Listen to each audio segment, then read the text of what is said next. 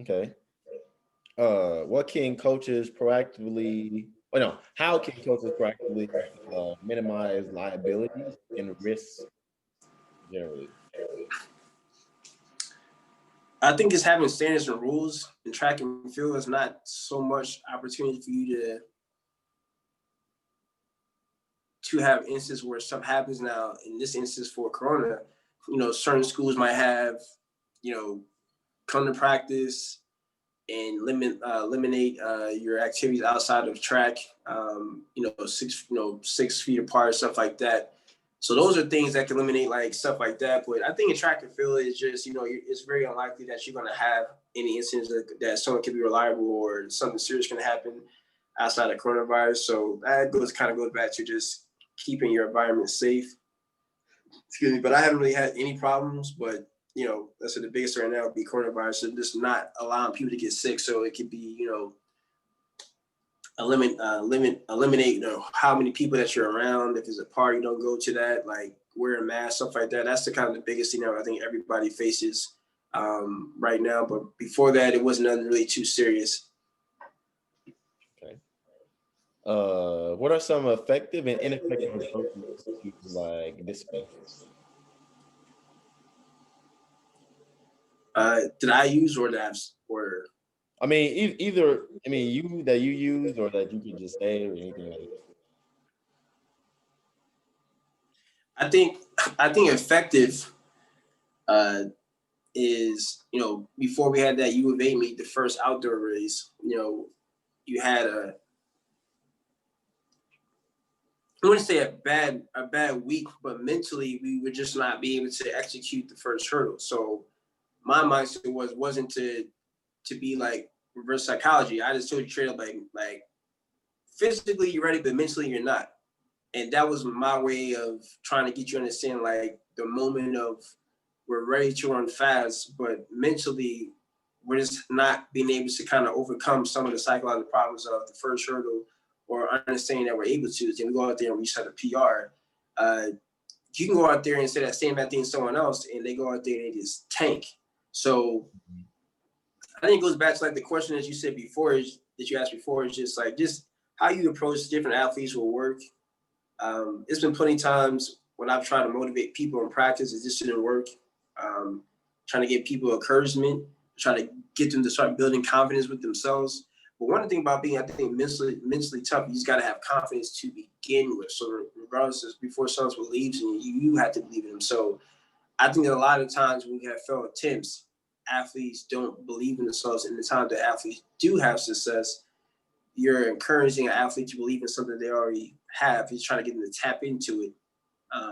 So I haven't had too many bad success. I've had a lot of great success with a lot of athletes. In the past, some times where it hasn't worked out, that not necessarily it's the athletes. It could be how I said it or how it came off. But most of the time, we've had great success. I think that it starts with always trying to get an athlete to see the opportunity that they're going to miss out if they don't do what they're supposed to. Okay. What considerations need to be made in regards to compliance? Man, forget that compliance office, man. That was almost like for me when I was at OU was like the principal's office, man. Like with compliance, like what did I do? As a coach, of course, our compliance would be our athletic department, NCA. Like it's a lot of rules you have to follow, a lot of stuff that you have to read. It's a lot of rules in that rule book.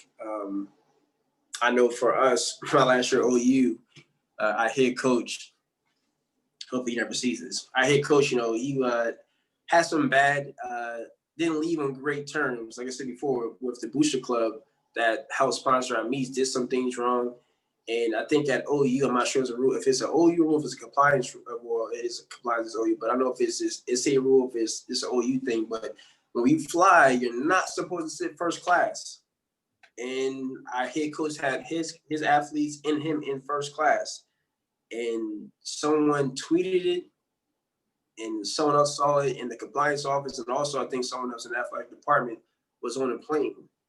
And let's just say after the national, she was going, but he already knew he was going. So compliance office is, man, nothing but trouble. That's one of the not good for athletes or coaches. So you're kind of better off just staying out of their way because they will derail your stuff in a hurry. For the better or not, they give you your checks if you want scholarship and excitement. You love them for that, but outside of that, nah, bro. Compliance is, man, leave me alone. Still, leave me alone, man. Oh man. How can social media be a problem and opportunity for coaches? Man, social media is amazing. I always say, man, but I for me, back in 2009, we had Zynga, and then it was going to MySpace, and then when I was in high school, Facebook was coming off. So, no one could really see what you were doing, and no one was also looking for you as an athlete's perspective. So now, from that time to 2020, you have Snapchat, Instagram, TikTok, Twitter, Facebook, whatever Instagram sites, social media sites they have. And for me as a coach, like when I'm recruiting someone, it's a lot more easier now if a coach isn't responding back to go straight to, let me just see if they have Twitter and Instagram and reach out to them there. But also, like I've told y'all, like these coaches will search your name and find what you have. And for me, I was trying to recruit a girl, hurdler, can't remember what school she's from, Arizona, but she had a Twitter, and I went to go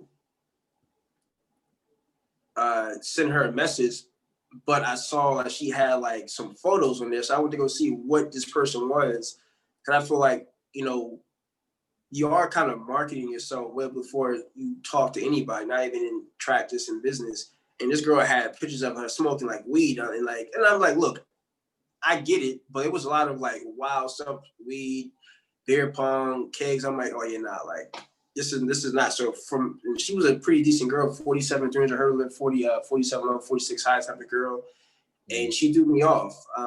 Even for coaches, like, when you get to be like an NCAA coach, even like a junior college coach, like you can't go up there and be posting some crazy stuff because it can always get back to your school.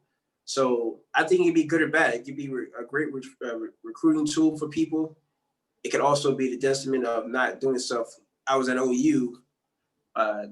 Kenny Stills. You know Kenny Stills? Sounds familiar. He played for the Dolphins. He played, and then he just got released from the Texans. He was like one of the last people I think in the NFL as holding Kaepernick down.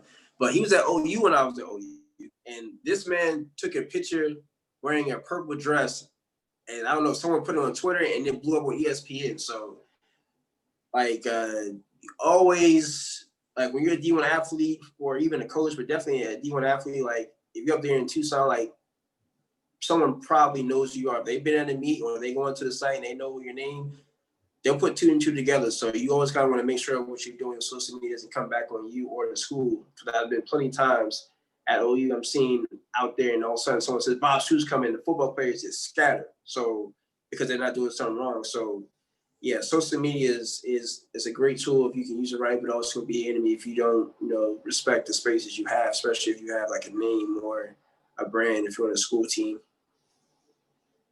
Okay. That was all the questions. Oh man. Okay.